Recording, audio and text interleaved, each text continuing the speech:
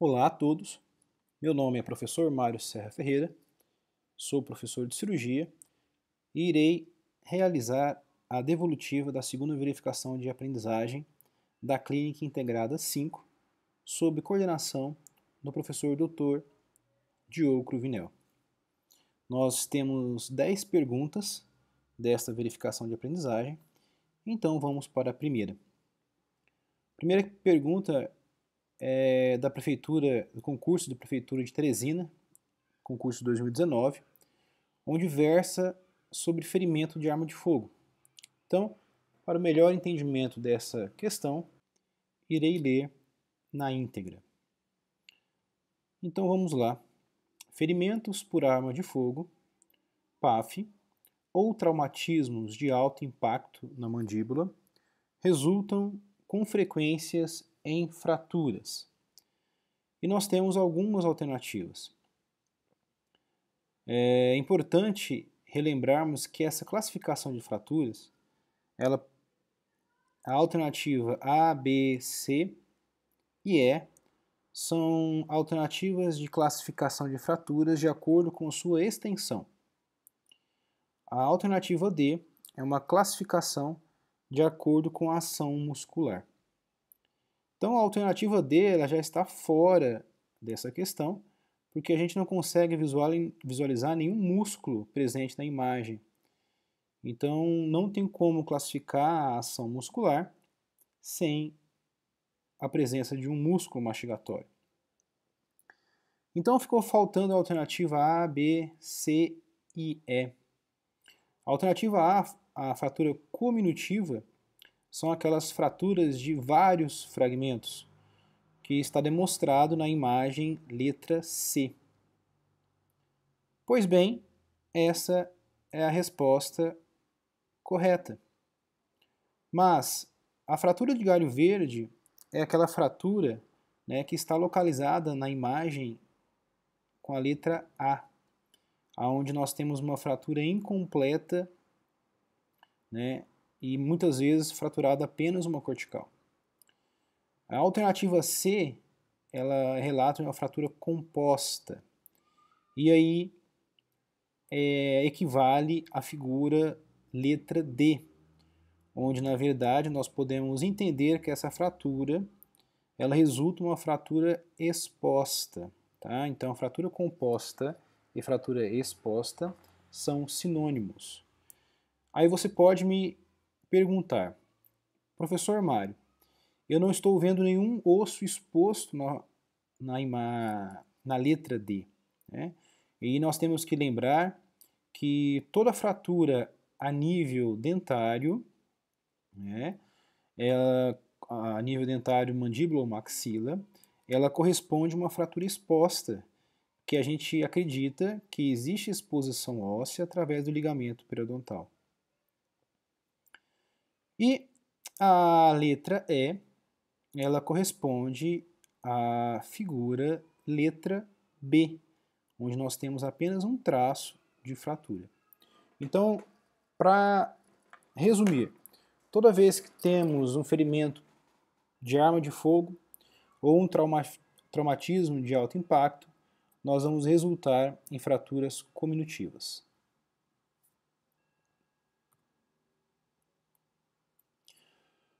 Vamos lá. A outra questão, ela fala sobre uma questão abordada no concurso da Prefeitura de Abaetuba, 2016, e vou ler. A restauração da integridade tecidual, se iniciada por trauma ou cirurgia, é uma resposta essencial.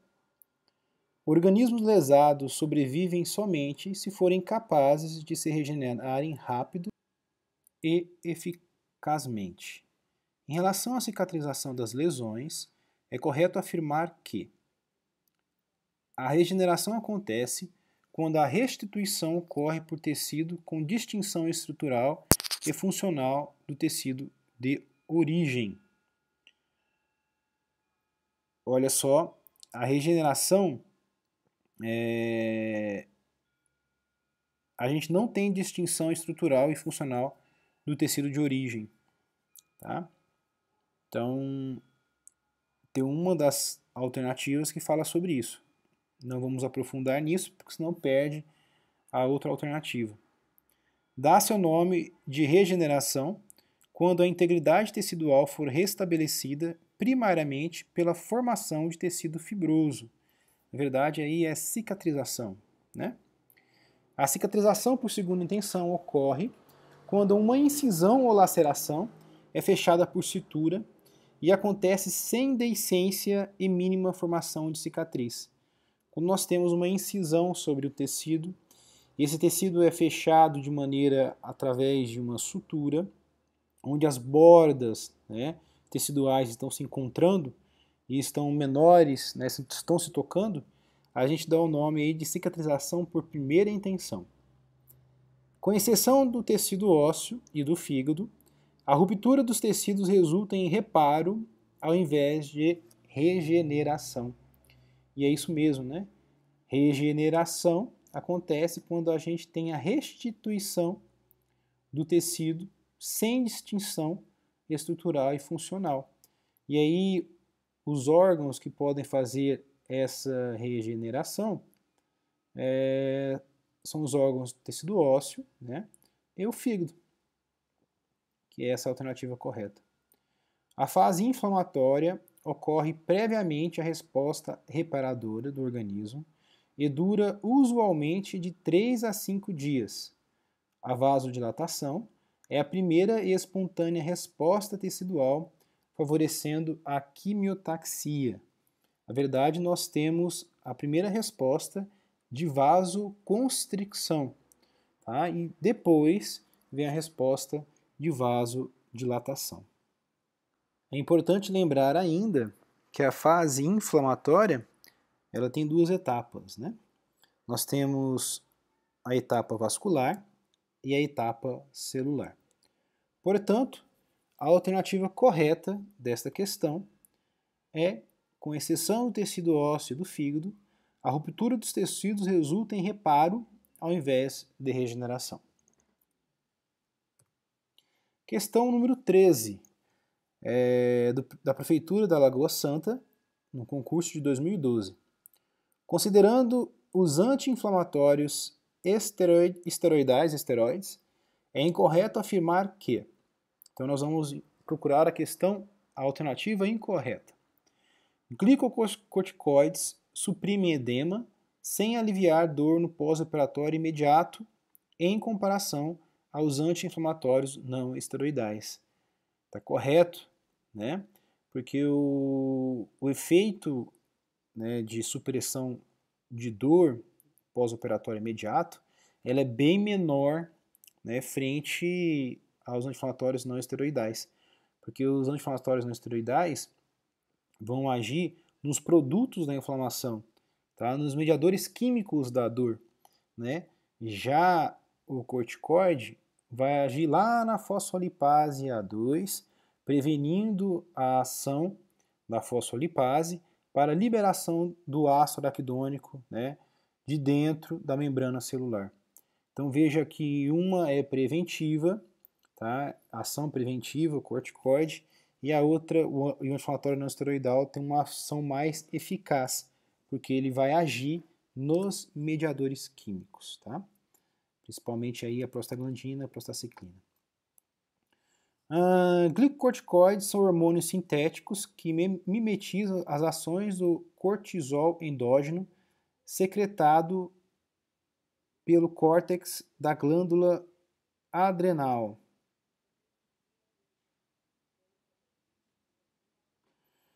É isso mesmo, né?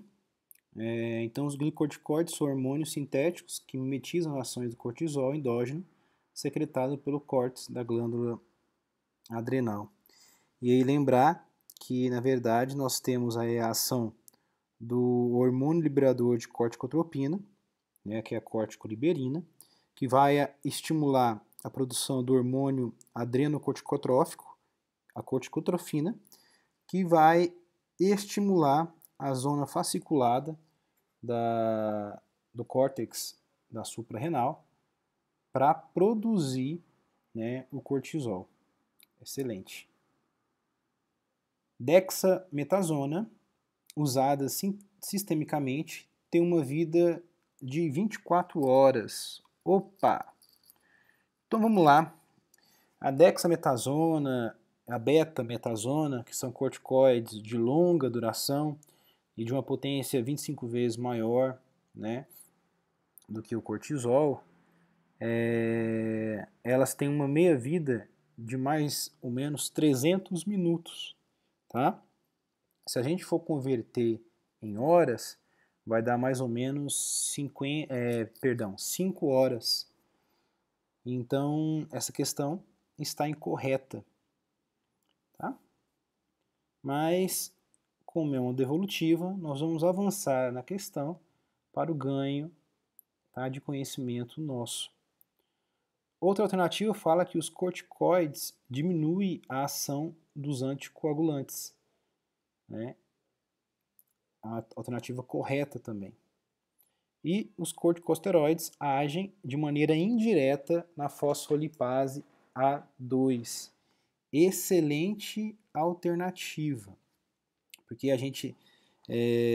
quando a gente fala muito que os corticoides agem, né, na fosfolipase A2, agem na enzima que faz a quebra na membrana plasmática, que é a fosfolipase A2, a gente esquece de falar, né, que eles agem de maneira indireta.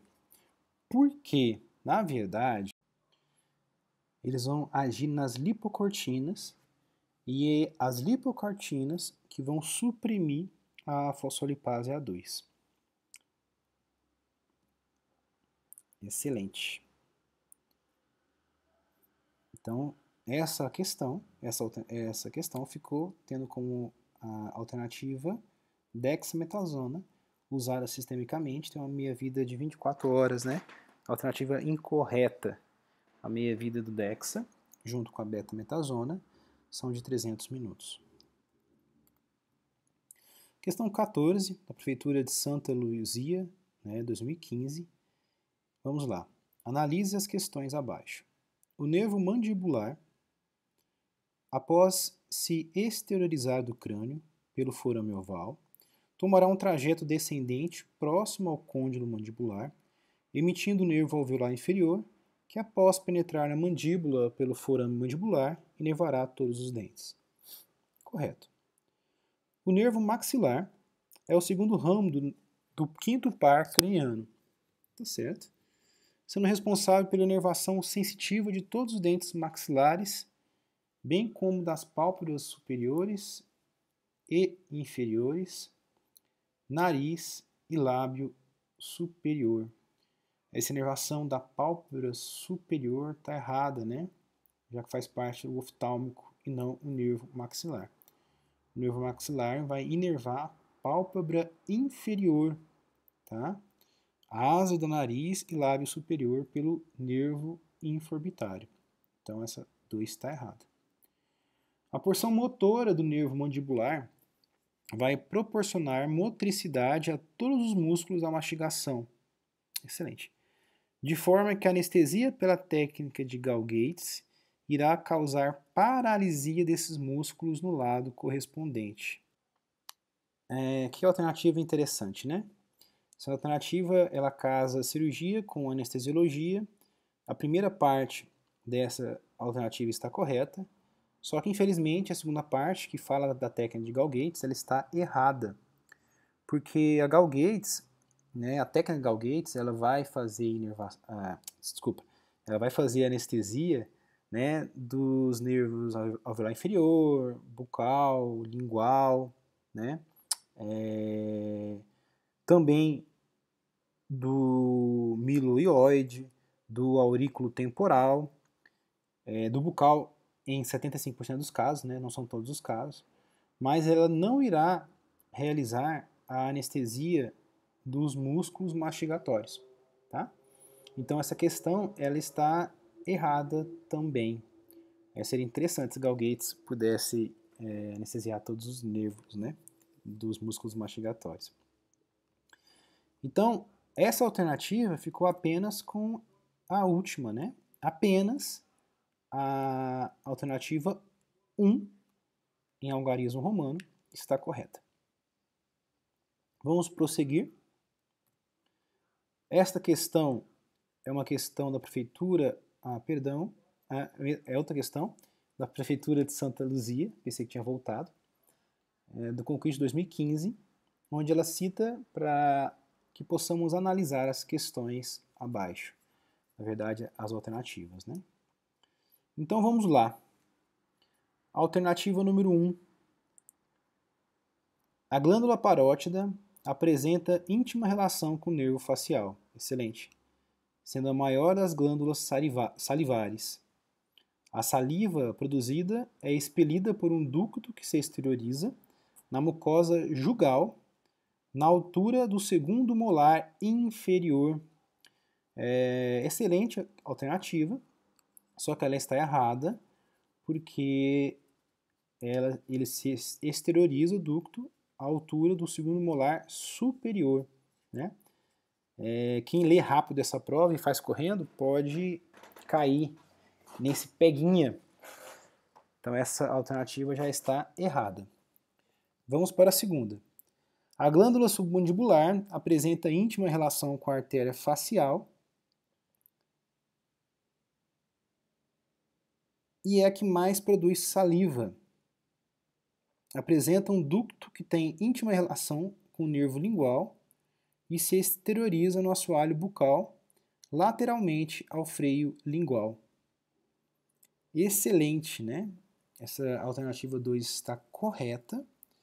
Quando eu ali, confesso que eu fiquei com o cérebro meio doido, porque eu li artéria facial, mas meu cérebro interpretou aqui nervo facial. Mas está correta essa alternativa. Tá? Sendo com a artéria facial, está correta. Item 3. A glândula sublingual é a menor das glândulas salivares maiores e ocasionalmente se une à glândula submandibular. Raramente é acometida por cialolitos, sendo esse mais comum na glândula submandibular. Então também está correto essa alternativa, né? Nós temos 3 glândulas salivares maiores e a sublingual realmente é a menor das glândulas maiores. Quarto, o fenômeno de retenção da saliva, quando acomete as glândulas salivares menores, recebe o nome de mucocele. Também é uma alternativa correta. Normalmente se dá nas glândulas salivares menores, localizadas nos lábios, né, na mucosa dos lábios. Excelente. Então, os itens corretos são os itens 2, 3 e 4, que ofertam a última alternativa como verdadeira. Mais uma questão da Prefeitura de Santa Luzia, agora de 2015, que versa sobre a manobra de Valsalva. Então vamos ler. A manobra de Valsalva é utilizada após exodontias para comprimir o alvéolo, facilitando o processo de reparo. Na verdade, essa manobra é uma manobra bidigital, né, que ela pode ser falada como uma manobra de Chompré, só que falsa, né? Porque originalmente a manobra de Chompré fazia uma compressão até uma fratura alveolar, uma leve fratura alveolar ou trinca. Mas então essa alternativa está errada. Outra alternativa, realizada para expelir dente ou corpo estranho acidentalmente aspirado. Não, né? Não é essa manobra. Essa manobra que nós vamos fazer para expelir o dente ou corpo estranho acidentalmente aspirado é a manobra de Heimlich, né? Então essa alternativa também está errada. Utilizada para melhorar o travamento inicial de implantes osso-integráveis. Também não. Procedimento cirúrgico utilizado para tratar fístula licórica em fratura naso-órbita etimoides. Também não. Realizado após exodontia para diagnosticar comunicação buco-sinusal. Então, essa manobra de Valsalva, manobra que nós solicitamos para o paciente fazer a inspiração e quando ele for realizar a expiração, nós tampamos o nariz do paciente de forma que aquele ar que deveria ser expirado, ele vai ficar rodando nos seios paranasais até achar uma saída, né? No caso de que o ar ache uma saída, ele irá se exteriorizar através da comunicação, onde o cirurgião irá visualizar pequenas bolhas saindo dos alvéolos. Então, se o cirurgião observar pequenas bolhas saindo do alvéolo, quer dizer que existiu a comunicação. Se ele não, e aí a manobra foi positiva, né? Se ele não visualizar, não teve a comunicação, e aí a manobra foi negativa. A alternativa correta, portanto, é esse último item, né? Muito bom. Mais uma questão da Prefeitura de Santa Luzia, do concurso de 2015. E vamos lá. O tema de urgência e emergência é um assunto primordial na atenção odontológica. Cabe ao cirurgião dentista conservar a vida do paciente em situações ameaçadoras de vida. Sendo assim, em qual situação clínica utilizamos emergencialmente adrenalina, antihistamínico e corticoide? Muito bom, né? Vamos lá. Então, vamos decifrar essa questão primeiro. Quando eu falo de choque, eu estou falando de uma má perfusão tecidual. Então, o choque neurogênico é onde nós temos uma má perfusão tecidual pela perda súbita do tônus vascular, né? O choque anafilático, nós temos a má perfusão tecidual, resultado de um processo infeccioso que agora está disseminado ou generalizado, né? E aí vem o termo septicemia. O choque anafilático é aquele choque, né, onde se dá através de um processo alérgico, tá? Esse processo alérgico é tão aumentado que gera uma má perfusão tecidual. O choque cardiogênico é o choque que é oriundo de uma patologia cardíaca, ou seja, o paciente tem uma má perfusão tecidual devido a uma patologia cardíaca, tá? E a síncope é a síncope, né? É a perda de consciência. Então, quando que nós vamos utilizar a adrenalina numa concentração de 1 para 1000, 0,3 a 0,5 ml, né, injetado no músculo vasto lateral, em situações de choque anafilático, né, em situações que o paciente está com processo alérgico grave. Tá? Nessas ocasiões, nós vamos indicar a adrenalina como droga emergencial. Né? O antihistamínico e o corticoide são drogas de suporte e não emergenciais. Questão deveras interessante e importante para o nosso atendimento clínico. Próxima questão, da Prefeitura de Santa Luzia, de 2015 também. Né? Questões assim é bom porque vocês já estão treinando para concursos, né? Mas ela versa sobre a alternativa que descreve a seguinte fratura. Então, caracterize por uma linha de fratura que se inicia na região dos ossos nasais, descendo pelo processo frontal do osso zigomático e estendendo-se lateralmente através dos ossos lacrimais ao assoalho de órbita. Rebordo infraorbitário e cintura zigomático maxilar. A linha atinge então a parede lateral da maxila e estende-se até o processo pterigóide do osso senoide, no qual causa a fratura ptérigo-maxilar. Então veja bem, nós temos uma fratura que uma linha, né, atravessa desde os ossos nasais de maneira superior, tá? Ela desce de maneira oblíqua, né? Aí relata que ela desce no rebordo infraorbitário, passa pela sutura zigomático maxilar e não zigomático frontal ou frontozigomático, né? Esse é um aspecto importante. E aí ela vai até o processo pterigóide, né? Então nós temos aí a fratura Lefort tipo 2, onde é uma fratura piramidal. E devemos lembrar que a fratura Lefort tipo 1 é a fratura horizontal E a fratura Lefort 3 é a fratura com disjunção crânio-maxilar. Tá? Ou crânio-facial, né? Então realmente fica sendo aí Lefort 2. Perdão, o crânio-facial não.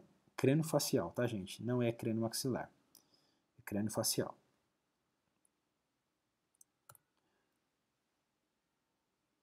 Acredito que a última questão, 10 das 10, que fala da Prefeitura de Vassouras, agora do concurso de 2014, tá? Então mudou o ano. A hiperventilação dos pacientes ansiosos pode gerar um quadro grave de alcalose, cujo tratamento imediato tem por objetivo. Então, lembrar que a alcalose respiratória ela é um desequilíbrio ácido básico que é causado por uma respiração alveolar aumentada, né? E aí a gente tem uma concentração diminuída de dióxido de carbono arterial plasmático, tá? Então, o objetivo do tratamento da hiperventilação é aumentar a captação de CO2.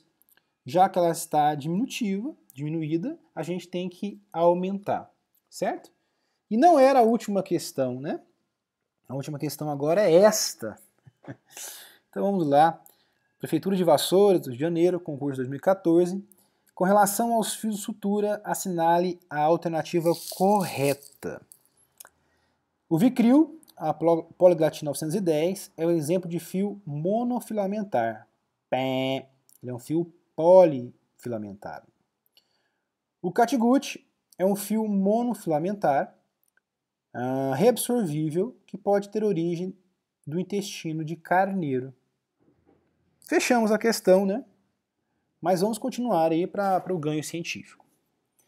O Catgut simples é mais resistente que o cromado.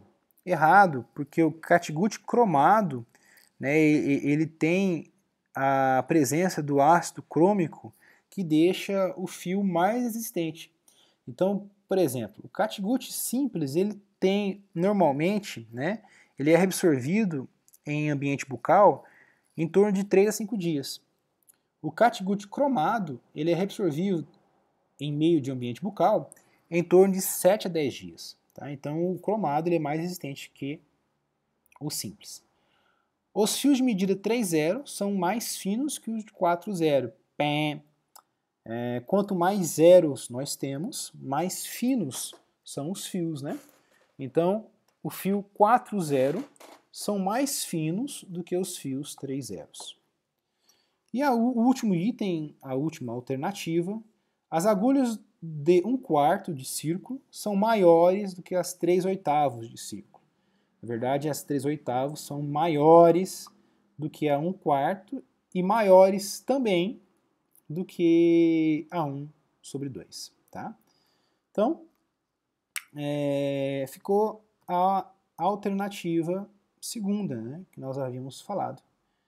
Então, meus queridos alunos, né, muito obrigado pela presença de todos e agradeço pela oportunidade de realizar essa devolutiva, assim também como agradeço, né, a oportunidade de dar aula a essa turma tão distinta, juntamente com professores tão capacitados. Muito obrigado pela presença e até mais.